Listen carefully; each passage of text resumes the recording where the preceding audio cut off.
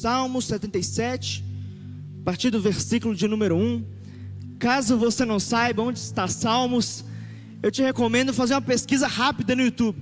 Chama Escola Bíblica Dominical, e aí tá tudo certo, mas a gente tem que saber cadê os negócios da Bíblia, que é a metralhadora de Jesus.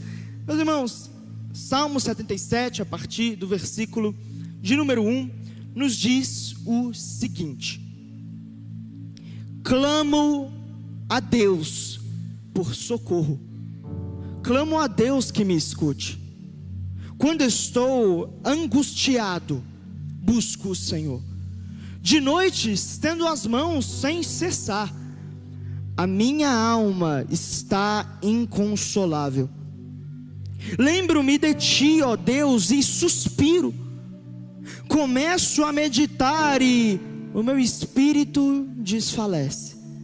Não me permites fechar os olhos.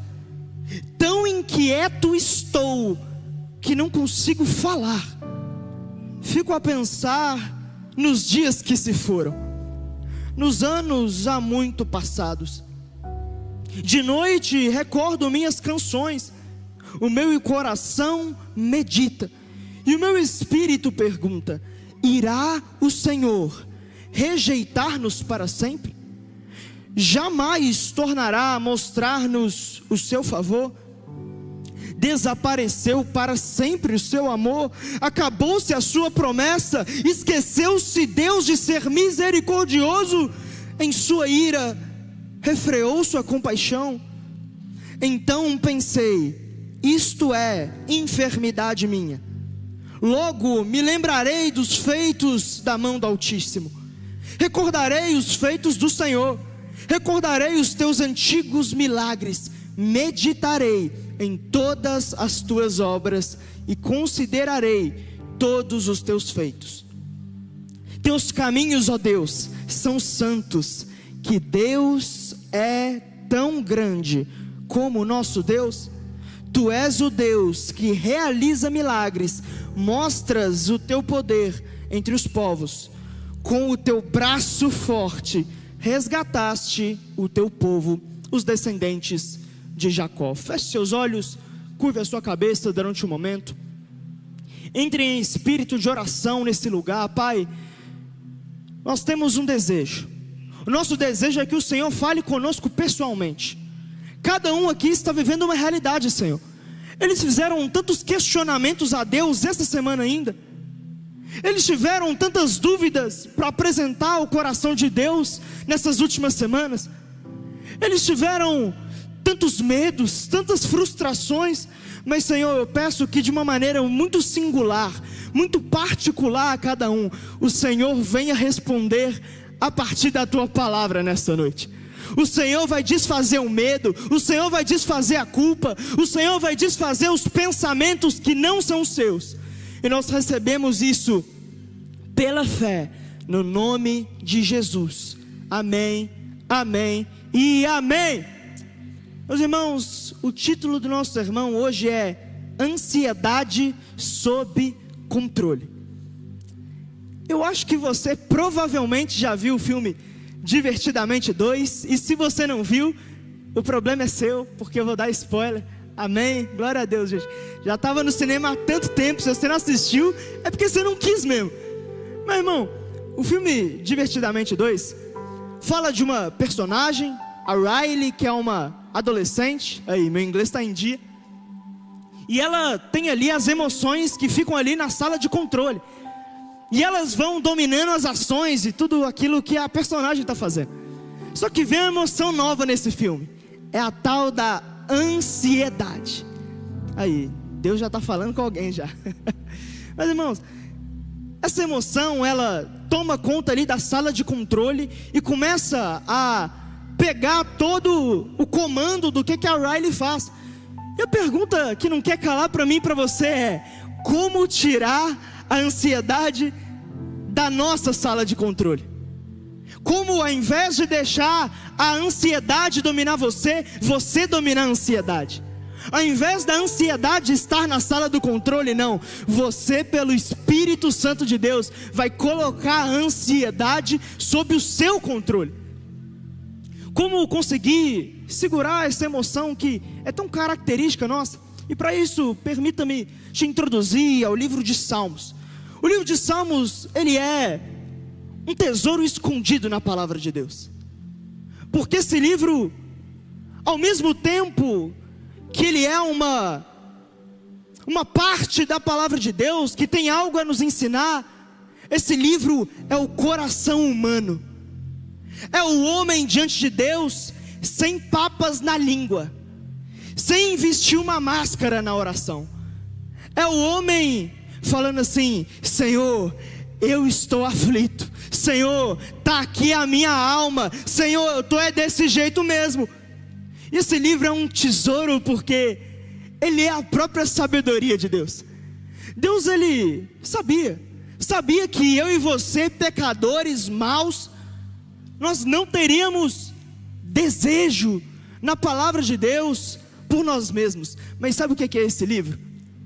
É Deus pegando uma das coisas que nós como seres humanos mais gostamos, que é a música, e combinando melodia com a nossa alma, para formar um tesouro que, quando nós lemos o livro de Salmos, ao mesmo tempo que as enfermidades da nossa alma são curadas, nós vivemos na presença de Deus. Esse livro, ele é marcante porque grandes homens de Deus estão tendo um tempo com Deus, e é como se a gente fosse uma mosca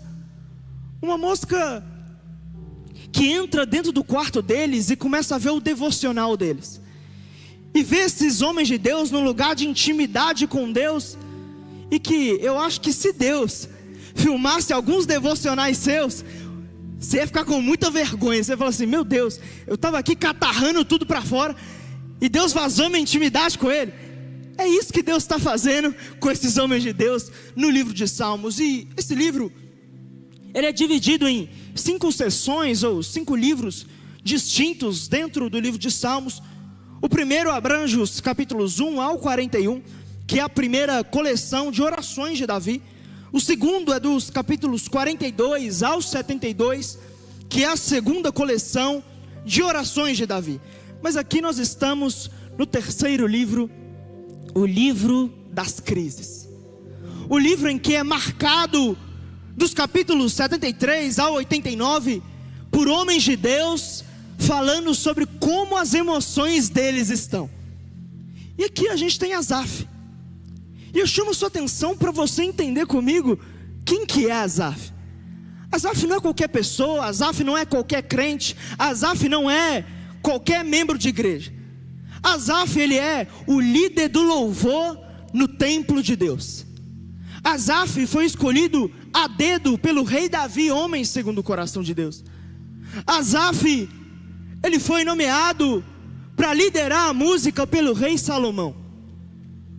Ele escreve 11 salmos e ele demonstra um conhecimento teológico de Deus impressionante. Esse camarada, além de um músico, ele era também um teólogo de Israel. Além disso, Asaf, diz o texto bíblico, que ele era um profeta ou um vidente. Esse camarada parece que ele é uma igreja ambulante, né? Ele tem todos os dons só nele mesmo. Ele é mestre, ele é profeta, ele é tudo, irmão.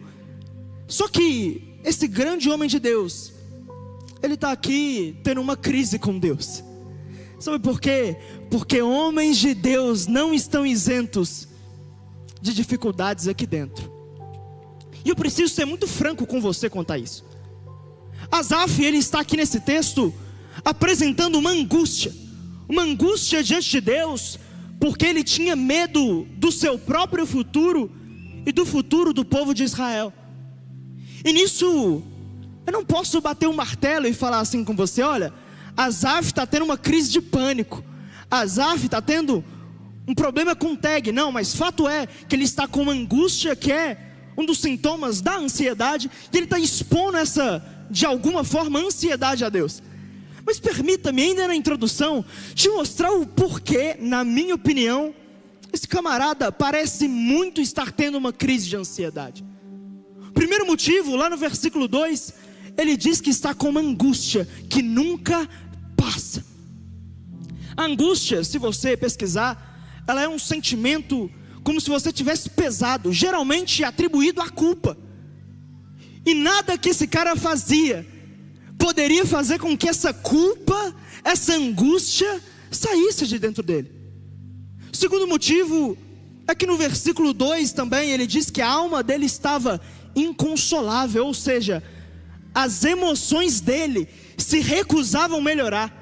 Ele podia comer uma picanha desmanchando, cheia de sal, e isso não fazia mais bem para ele.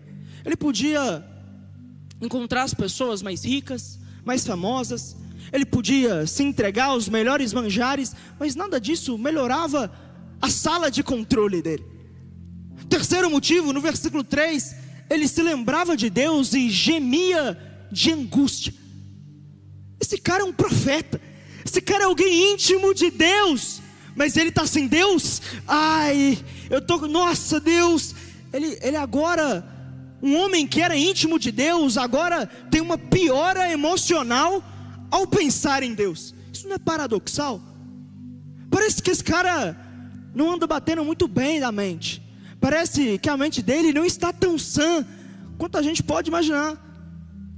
O quarto motivo, no versículo 3, ele diz que ele ia meditar em Deus e o espírito dele desfalecia. Esse cara conhecia a palavra de Deus, mas ao mergulhar na palavra de Deus, ele não tinha um alívio também como outrora ele teve. O quinto motivo é que no versículo 4, ele não conseguia fechar os olhos. Esse cara estava com problema de insônia. Ele não conseguia dormir. E eu sei que isso aconteceu com você essa semana. Você foi lá deitar para dormir, pôs sua cabeça no travesseiro. Na hora que você tinha feito 1.200.000 coisas, você pensou assim: e aquele boleto que tem para a semana que vem? Oh Jesus, já começou, ai meu Deus, eu tenho que resolver um problema com o ciclano. Nossa, o ciclano é difícil demais. Meu Jesus, eu tenho que levar. Ai meu Deus, tem muita coisa para poder fazer. A gente não consegue descansar. Eu estou novo, irmão, eu já não durmo mais. Agora já é um fato que eu já aceitei já. Eu chamo, meu irmão, qualquer coisa. Eu não sabia o preço dos negócios não. Meu Jesus, o que eu estava vendo ali agora? Eu estava vendo mesa de jantar. Aí eu fui descobrir que mesa de jantar estava em torno de R$7.000. Falei, meu Deus, eu vou fazer piquenique todo dia. Para que ter uma mesa? Eu estou dormindo, mas não. Exatamente, não, vamos embora. Eu estou nessa com você, irmão, está difícil dormir. Mas o sexto motivo é que ele diz que está inquieto. Sabe o que é alguém inquieto? É tipo Isaías assim, ó, que fica assim mexendo a perninha assim o tempo inteiro. Aí fica dando uns negócios assim, ó, fica o tempo inteiro assim balançando. É uma pessoa que está agitada o tempo inteiro. Ela não consegue. Não é isso que a ansiedade faz? Esse cara estava tão agitado, tão inquieto, isso aqui de noite, que ele não tinha ar para poder falar as palavras. É isso que a ansiedade faz, por exemplo, quando você tem um ataque cardíaco. Seu coração vai a milhão, você fica, meu Deus do céu, acho que eu vou desmaiar. Esse cara está passando por isso. O sétimo motivo é que ele ficava de noite acordado, nos versículos 5 ao 9, e ele ficava pensando na história dele. Ele se lembrava de dias que eram bons, e ele idealizava o passado dele. E ele pensava, é o famoso, eu era feliz e não sabia. Eu devia ter curtido mais, meu Deus. E aí, isso faz com que ele tenha um medo excessivo do futuro. Porque ele olha para o seu futuro e para o futuro do povo de Israel, e ele tem medo porque ele gostava do passado. E ele começa a questionar os atributos de Deus. Esse cara é um teólogo questionando se Deus esqueceu de ser amoroso, questionando se Deus não esqueceu das promessas dele. Irmão, é isso que a ansiedade faz. Nós temos um probleminha, uma idealização, alguma coisa lá do passado que nos dá um medo absurdo do futuro, e aí a gente começa a questionar a Deus. Cadê Deus? Está todo mundo bem, menos eu, dá certo para todo mundo, menos para mim. E o nosso oitavo e último motivo, talvez a sua versão estava um pouco diferente da minha, mas no versículo 10, na versão ARC ele diz: isto é enfermidade minha. Na versão NVI, ele diz que ele tinha uma dor. Essa palavra hebraica, eu vou tentar pronunciar o hebraico aqui, já vai dando glória que não é língua estranha, mas é hebraico. Essa palavra dor, ou de fato enfermidade, é ralá. Ó, que coisa maravilhosa, meu Jesus. Nós temos que ralar, irmão. Amanhã é dia de ralar. Pastor rala no domingo. Mas, irmão, essa palavra significa estar fraco por estar doente. Esse camarada está dizendo assim: pera, eu estou enfermo, eu estou com alguma doença nas minhas emoções. Tem alguém na minha sala de controle. E ele até se contradiz no texto, porque ele fala assim: não, é porque a mão do Altíssimo não age mais. Mas ele começa a pensar, e depois ele se contradiz falando: pera, não tem nada a ver com Deus. Porque ele volta e diz: quem é tão grande como o nosso Deus, que ainda realiza milagres? O que ele está dizendo é: ei, eu estou doente, isso aqui não tem nada a ver com Deus. Sou eu que estou enxergando o mundo pelo óculos da minha enfermidade emocional. E sabe, se a gente falar nisso aqui tudo, eu acho que você provavelmente já se identificou com a maioria do que eu falei. Você não está dormindo, você está com um sentimento de culpa, você está com um momento em que você não consegue ter paz por nada. E sabe, homens de Deus não estão isentos disso. Lá no Antigo Testamento mesmo, o profeta Elias, ele passa por uma provável depressão. Ele diz: Senhor, eu quero morrer. O cara fez cair fogo do céu e depois está querendo que ele morra. Charles Spurgeon, o príncipe dos pregadores, ele pregava para multidões e multidões, mas as pessoas nem sabiam que ele estava pregando em cima do púlpito com uma depressão crônica. Irmãos, e a gente precisa falar desse assunto, porque hoje nós temos uma pandemia emocional. A ansiedade está na sala de controle de todo mundo. Não importa mais se é criança, pré-adolescente, adolescente, jovem, adulto, velho, não importa. Todo mundo está vivendo em uma era em que a ansiedade sempre existiu desde então, mas agora ela só achou um terreno mais fértil. A gente passa o dia inteiro no celular, nós não temos um horário definido para dormir, e nisso a ansiedade está tomando o controle. Mas sabe qual que é a realidade? Esse não é só o texto de um homem ansioso, mas é o texto de um homem ansioso ensinando eu a você a servir um Deus que nos dá paz. Aleluia. Quase saiu em línguas aqui. Irmãos, com isso em mente, eu quero que você releia comigo o texto bíblico no versículo de número 1, que diz o seguinte: clamo a Deus por socorro. Clamo a Deus que me escute. Quando estou angustiado, busco o Senhor. De noite estendo as mãos sem cessar. Primeiro ponto: saiba aonde aliviar sua ansiedade. Asaf aqui, ele está com essa ansiedade, mas embora ele tenha esse distúrbio, esse problema, ele tinha uma qualidade que nós muitas vezes não temos. Embora ele tivesse ansiedade, ele sabia qual era a fonte que aliviava a sua ansiedade. Ele sabia: ei, quando eu tenho esses sintomas, eu preciso buscar o Senhor. Ei, quando eu estou assim, eu já sei, eu vou ficar com as minhas mãos estendidas, e em dado momento, eu vou sentir a paz de Deus. Irmãos, quando nós olhamos, por exemplo, lá para o filme Divertidamente 2, é no mínimo curioso quando a gente vê que ali a personagem, ela está com ansiedade na sala de controle, e ela tenta de tudo para poder aliviar essa tensão. Ela quer ser a garota mais popular, e talvez você está tentando ser a pessoa mais reconhecida para poder satisfazer a sua própria ansiedade. Ela está: não, agora eu preciso andar com gente que tem uma visibilidade, e isso também não adianta de nada. Ela diz: não, agora eu preciso ser a melhor dentre os meus projetos, eu preciso ser a melhor jogadora. Irmão, nenhuma dessas fontes alivia. Mas tem uma coisa no filme, está aqui o spoiler do filme aqui na sua mão. Sabe qual que é a única pessoa que alivia a ansiedade? É a alegria.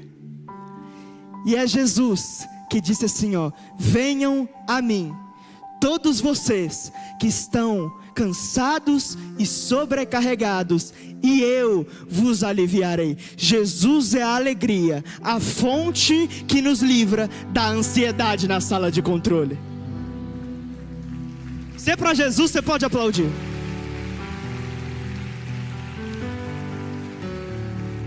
E meu irmão, agora eu preciso falar com você sério. Sabe por quê?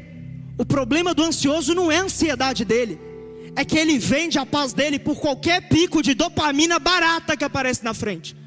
Ele não sabe qual é a fonte que alivia a ansiedade dele.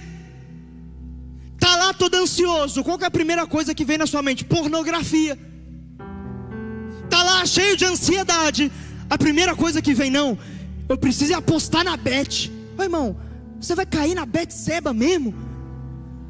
Meu Jesus, me ajuda a te ajudar. Deus já está revelando o CPF aqui, irmão. Tá glória. Meu irmão, tá lá você, todo ansioso. Aí vem o quê? Eu preciso comer uma panela de brigadeiro. É, Jesus, começa a falar nessa noite. Começa a ter ansiedade, né, irmãzinha? Já coça o dedo lá na Shein assim, ó. Vai lá fazer compra. Comprei. Aí depois vem, que isso, Senhor? O devorador está com o meu cartão de crédito. Não! É você que está ansioso e não sabe aonde aliviar a sua ansiedade. Irmãos, e a realidade é que eu preciso descortinar aqui os nossos vícios. Sabe o que são os nossos vícios? Eles são só uma coisinha. Eles são só uma coisa que a gente precisa entender. É uma válvula de escape nossa, porque nós queremos alívio, mas esse alívio está sendo fora de Deus. E quando nós entendemos que os nossos vícios, quando nós estamos ansiosos, são só uma tentativa do nosso coração enganoso, de falar assim: ei, compra esse produto aqui, você vai ter vida, só que sem o autor da vida. Você vai ter alívio sem aquele que é a alegria que pode te aliviar de verdade. Quando nós entendemos isso, você vai parar de vender a sua consciência para o pecado. Você vai parar de atribuir culpa em cima de culpa de você, meu irmão. Nós precisamos perceber quantos picos dopaminérgicos a gente fica procurando o tempo inteiro. Tá aqui e fica assim, ó, TikTok, meu Deus, kkk, olha aqui, gente, o Galo ganhou, glória a Deus. Fica aqui o tempo inteiro. Tem gente que está no culto, irmão. A pessoa não consegue ficar no culto, presta atenção, sem olhar o Instagram. Parece que Deus aqui para te aliviar não é o suficiente, né? Parece que Deus que está aqui é o Deus de toda paz, não é o suficiente para aliviar as nossas tensões. Mas irmão, sabe, tem descansos que acontecem quando o corpo se deita, mas outros quando os joelhos se dobram. E quando nós entendemos isso, nós vamos viver aquilo que o próprio apóstolo Paulo disse: ei, vocês de fato têm que fazer só uma coisa: não andem ansiosos por coisa alguma, mas em tudo, por meio da oração e da súplica, apresentem os seus pedidos a Deus, e a paz de Deus, que excede todo entendimento, guardará o coração e a mente de vocês. 1 de Pedro 5,7: lancem sobre ele toda a vossa ansiedade, porque ele tem cuidado de vocês. Ei, irmão, Jesus é a alegria, mas você está caçando que outras pessoas tirem a ansiedade daí, mas é só o Rei dos Reis que pode assumir o controle da sua história. Quando nós falamos sobre esse assunto, algo que é importante a gente dizer é que nós somos seres que, biblicamente falando, temos corpo, alma e espírito. Isso significa que aquilo que eu faço com o meu corpo afeta a minha parte imaterial e vice-versa também. Aquilo que eu faço no espírito afeta o meu corpo. E sabe, isso daqui que eu estou te falando é Bíblia. Nós precisamos lutar contra a ansiedade nas duas frentes, no natural e no espiritual. Irmão, você está cheio de ansiedade. Qual que é a probabilidade de você ir para o pecado se você não for para a academia aliviar isso aí, irmão?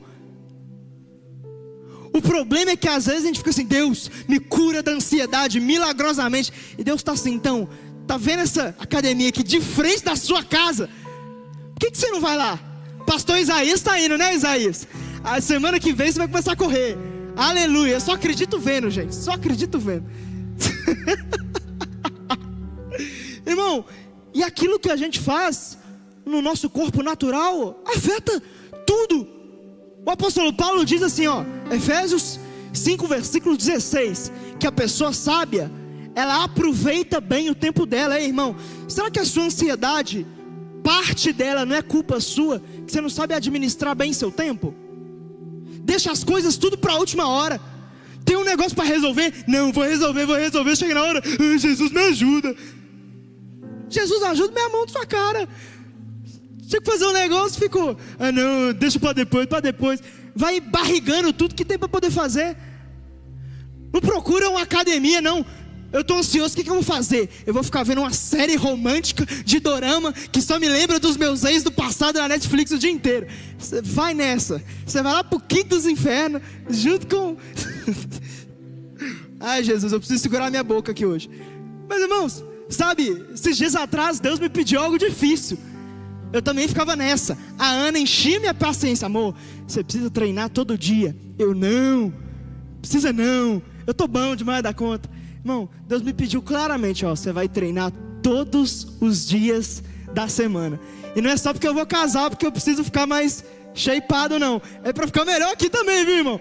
E agora eu estou fazendo isso todo dia. É a melhor coisa que eu fiz, sabe por quê? Eu estando bem do meu corpo, isso afeta o meu noivado, que afeta o meu ministério, que afeta a minha pregação, que afeta a minha família, que afeta a minha vida com Deus, que afeta tudo.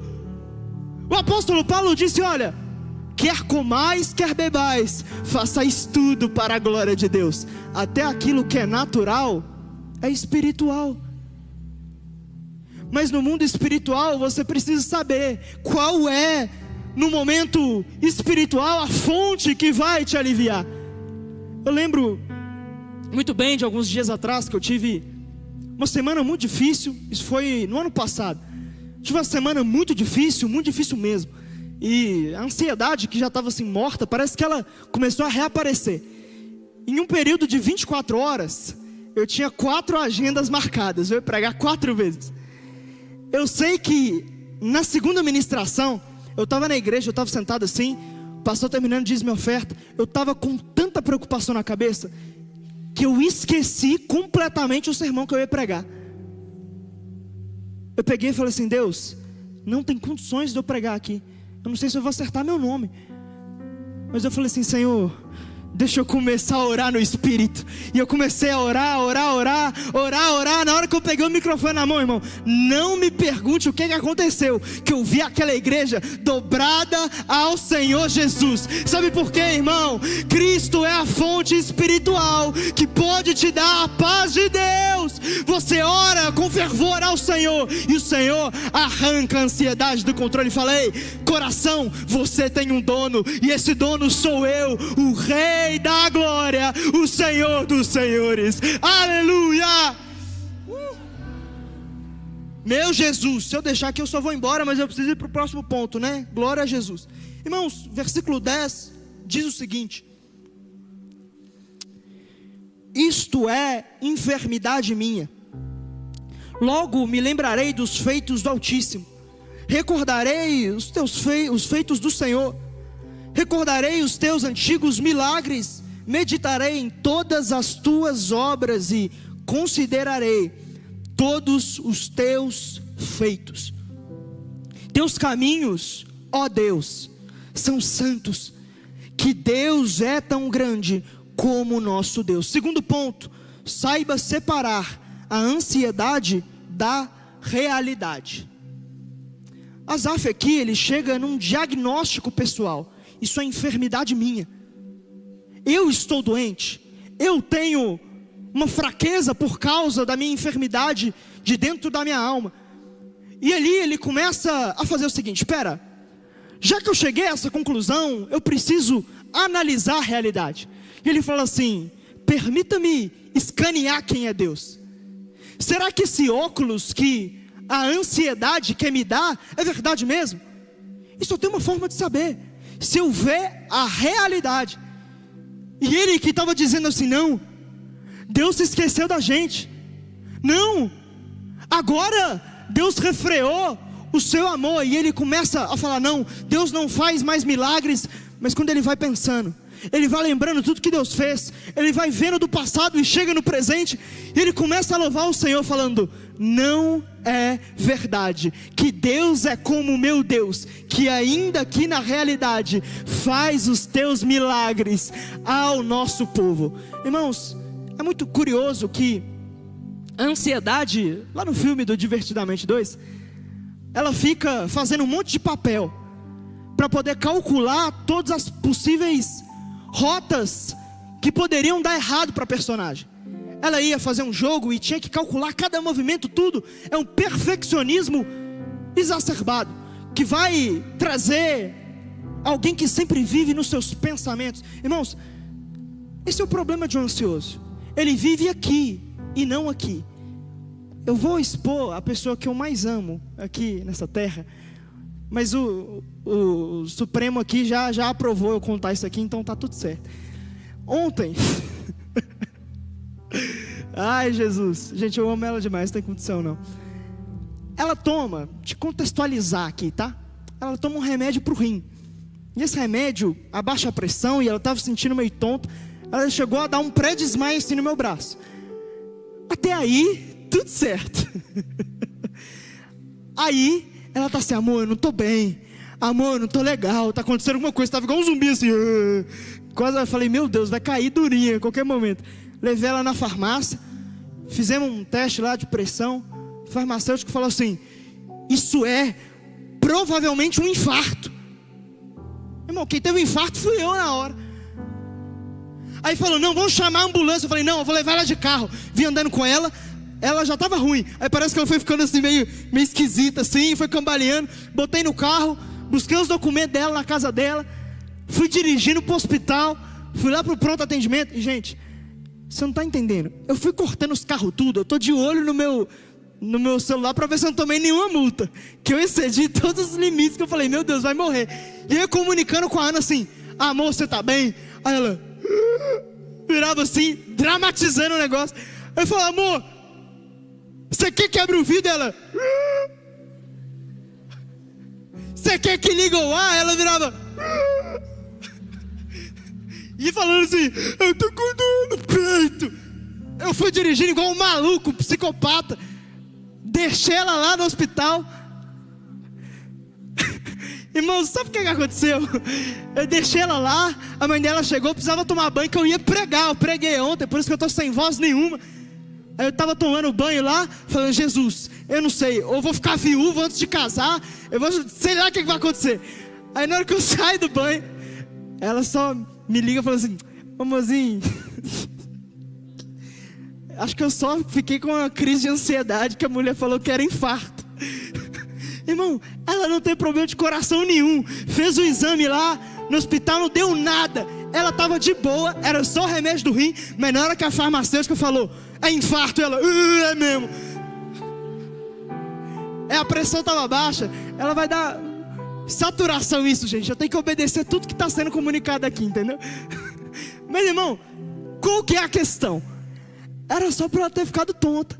Mas na hora que falaram assim para ela, é infarto, ela começou a infartar, só que de ansiedade, obviamente. E eu infartava mais ainda. Eu falei, meu Deus, o que eu vou fazer? Já vou pegar todos os meus bens, vou investir tudo.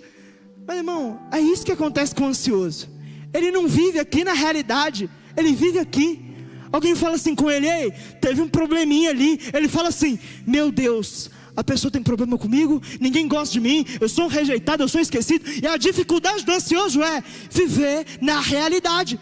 E é por isso que nós precisamos saber separar a ansiedade da realidade. E sabe, ninguém tem culpa de ter um transtorno de ansiedade. Mas escute com muita atenção o que eu vou te dizer. Nós temos às vezes um estilo de vida que alimenta a ansiedade. Tem uma grande diferença entre você querer fazer as coisas da sua vida com excelência e com perfeccionismo vaidoso que vai alimentar a sua ansiedade. Porque uma questão que acontece o tempo inteiro é que o ansioso, ele quer calcular todos os mínimos problemas. E sabe qual que é a verdade? Você não aguenta o peso de Deus.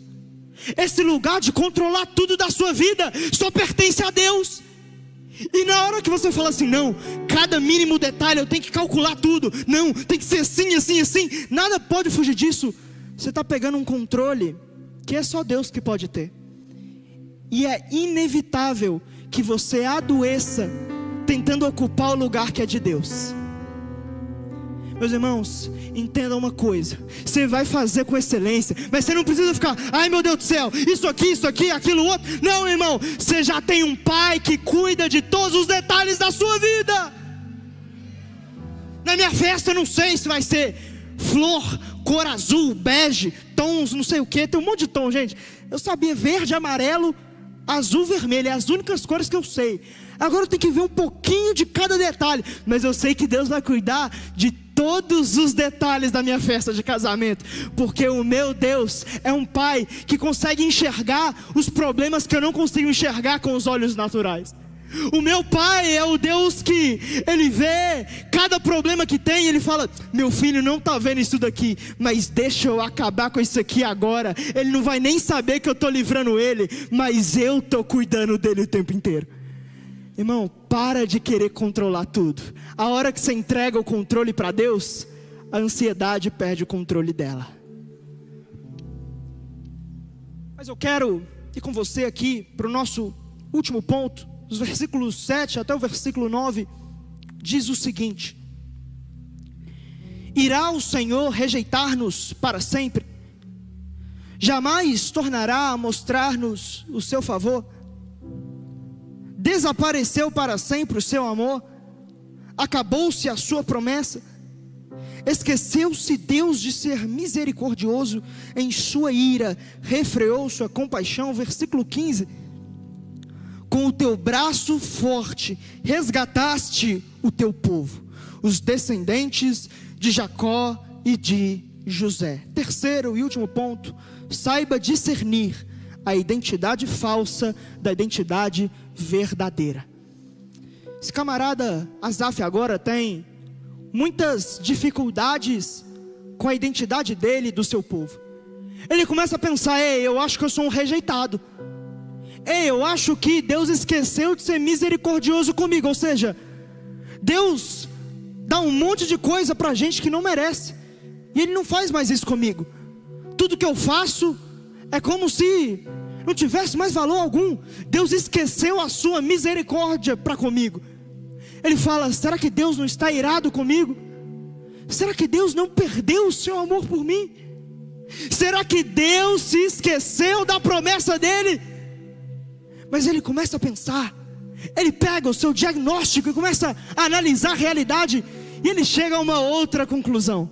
Ele não diz, eu sou um rejeitado, eu sou alguém que foi abandonado, eu sou alguém frustrado. Ele fala assim, não, eu e o meu povo fomos resgatados pelo Deus Todo-Poderoso.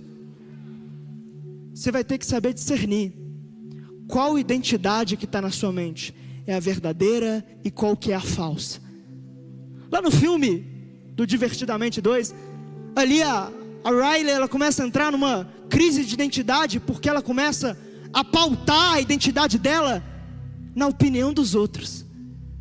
Ela fica assim, não, eu preciso ser a melhor jogadora, não, eu preciso ser aquela que vai ter o maior destaque, eu preciso da popularidade delas. E sabe qual que é a realidade? Quando você baseia a sua identidade na opinião dos outros, a ansiedade é certa, porque você não vai agradar todo mundo o tempo inteiro. E tem um monte de gente que fica, mas lá na faculdade ninguém precisa saber que eu sou crente. Eu sou aqui o crente camaleão. Fico escondido, na igreja eu estou aqui, aí eu fico de Jesus. Aí na faculdade não, eu estou invisível, ninguém pode saber de nada. Lá no trabalho não, está todo mundo aqui falando palavrão na mesa. Sabe o que eu preciso fazer? Você é tão engraçado. Não, eu estou lá estou na roda de amigos, eu preciso agradar todo mundo. Irmão, só tem uma pessoa que você precisa agradar. E quando você entender isso, vai ser libertador para a sua alma. Quando você está agradando Jesus e a opinião dos outros pouco importa, você sabe que a sua identidade está nele. E quando a sua identidade está em Deus, ela jamais será abalada. Você é filho dele e ponto final. O problema é que a ansiedade também fica falando para você assim: ei, nada dá certo para você, você é um lixo. Por que você não acaba com sua vida? Você nasceu numa família que não tem nenhuma estrutura para você. Por que Deus te colocou aí? Seus pais não te amam, sua família não te ama, ninguém te ama. Todo mundo sempre te abandonou. Nada nunca deu certo. Só que sabe, tem algo que eu aprendo muito com Jesus. Lá em João capítulo 8, Jesus ele estava conversando com os fariseus e ele vem e diz: eu sou a luz do mundo. E eles dizem: não, o seu testemunho não é verdadeiro, porque você está falando de si mesmo. Jesus fala assim: não, a minha outra testemunha é o Pai. Sabe o que eu aprendo desse texto? Não diga algo de você que Deus não diga o mesmo sobre você. Ah não, eu sou alguém rejeitado, e Deus está dizendo: tu és meu filho amado. Não, eu sou alguém que o meu futuro não tem mais esperança nenhuma. E a palavra de Deus diz: eu sei os planos que tenho a seu respeito, planos de paz, de te dar o bem e não te fazer mal. Eu estou no seu futuro. Ah não, mas as pessoas me abandonam. Eis que estou convosco todos os dias, até a consumação dos séculos. Quando a sua identidade está na palavra, ela não pode ser derrubada.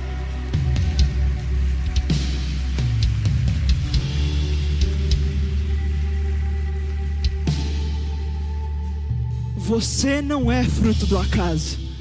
Você é fruto da morte de Cristo na cruz do Calvário. E quando eu entendo que o Deus Todo-Poderoso morreu por mim, quando eu vejo os cravos que o prendiam na cruz, quando eu vejo Ele gritando: Tetelestai, está consumado, eu paguei o preço. Quando eu olho para isso, eu posso dizer, como o apóstolo Paulo: estou bem certo de que nada pode nos separar do amor de Deus que está em Cristo Jesus. Em que você tem baseado sua identidade? A ansiedade vai te falar tantas coisas, mas se você olha para a palavra de Deus, ela é um firme fundamento, ela é uma rocha eterna que não se apagará. E aqui nós já vamos concluir. Eu peço a sua atenção durante só mais alguns minutinhos. O problema do cansaço na humanidade é uma maldição que nós temos desde a queda lá no Éden. Assim como nós temos dor de cabeça, outros têm unha encravada, nós temos também a ansiedade, é uma consequência da queda. Deus disse para Adão: ei, você com o seu suor do seu rosto, você se cansará, você se fadigará para comer o seu pão. E Deus sabia do nosso cansaço, da nossa ansiedade, disso que está dentro de nós. E sabe o que Deus começa a fazer? Lá no começo, antes da criação, Deus separou o sétimo dia e descansou no sétimo dia. Eu pergunto para você: você acha que Deus fica cansado? Tipo assim, fiz muita coisa, agora preciso recuperar o fôlego. Não, Deus viu a sua obra e contemplou a sua obra, e Ele descansou vendo que o que Ele tinha feito era bom. Mas aí, nós chegamos na lei de Moisés e Deus diz a Moisés: Moisés, separe o sétimo dia, porque Ele eu santifiquei. Mas aí nós chegamos no Novo Testamento, e lá em Colossenses 2,16, Paulo diz o seguinte: não se prendam às sombras, pois o sábado é uma sombra, e a realidade é Cristo Jesus. Jesus é o descanso da nossa alma. É o descanso que, quando nós contemplamos a obra de Deus completa na cruz do Calvário, e nós vemos que o que Deus fez por você não foi mais ou menos, não foi inacabado. Ele morreu para te salvar poderosamente. Quando nós olhamos a obra de Deus completa, nós falamos: eu posso descansar, eu posso ir àquele que é a alegria, a fonte que vai me aliviar de toda tensão. Eu te faço um convite: o alívio está nesse lugar, e Ele quer entrar dentro de você, Ele quer satisfazer a sua alma. Quantos recebem essa palavra no nome de Jesus?